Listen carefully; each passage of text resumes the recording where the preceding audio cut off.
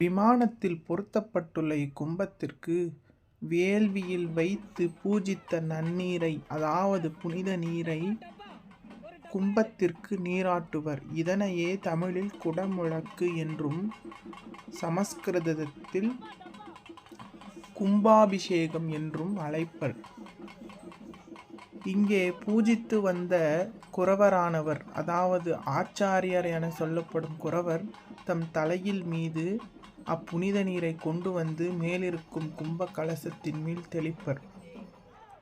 தெளித்த அந்நீரே கீழே நிற்கும் மக்களின் மேல் விழும். அந்நீரையே புனித நீராக கொண்டு அவர் தாம் தம் கைகளில் கொண்டு வந்த குடுவைகளுள் அடைத்து மனைகளுக்கு கொண்டு சென்று தீர்த்தமாக பாவிப்பர். இது 12 ஆண்டுகளுக்கு ஒரு முறை நடக்கும் ஒரு சம்பிரதாயம். எல்லா திருக்கோயில்களிலும்